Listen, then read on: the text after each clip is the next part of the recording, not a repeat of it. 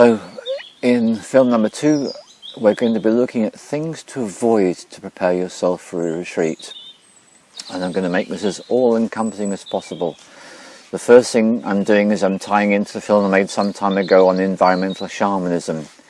So what we suggest you do now is to avoid all inputs which are going to get in the way of or interfere with your Nature's Medicine retreat experience. And the first thing you want to look at is the way that you clean your teeth. Please make sure that the toothpaste you use contains no fluoride, no sodium saccharin, no sodium monofluorophosphate, and no aspartame and no acesulfame K.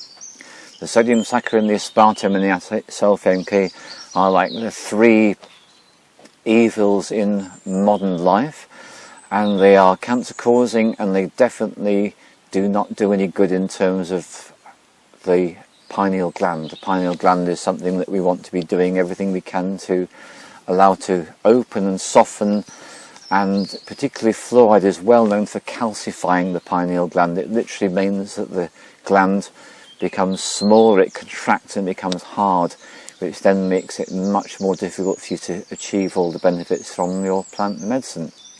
So making sure that your toothpaste doesn't contain any of those substances I mentioned.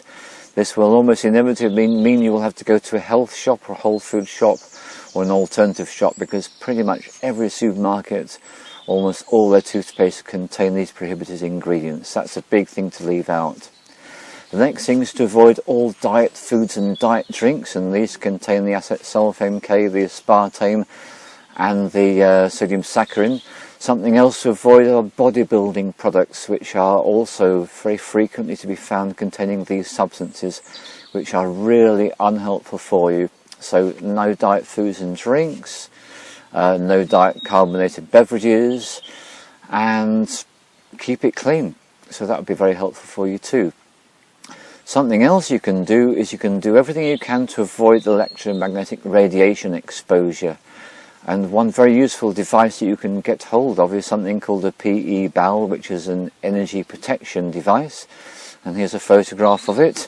And this small pyramid has got at least 3 proven technologies which are designed to protect you and all within your home environment from Wi-Fi, from microwave radiation, from the radiation produced by these modern cordless landlines, and radiation from other devices. So this device is very useful. It gives you an 18 meters of protection. So you will find this device very useful to keep your entire organism free from the electromagnetic radiation that these devices produce. And they interfere with the body's electrical system, your bioelectrical system, your energy body. So by having a PE bowel or another device to keep yourself free from these radiations, that will help you enormously. Something else I will ask you to consider is your inputs in terms of information.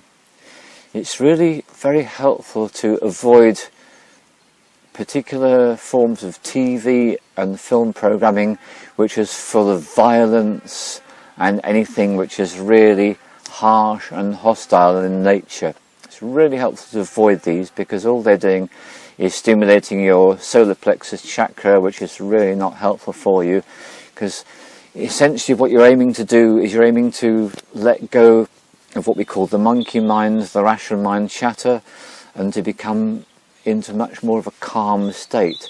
So please make sure that if you're watching films or TV, that the shows that you're experiencing are shows which are avoiding violence and avoiding those strong stimulations.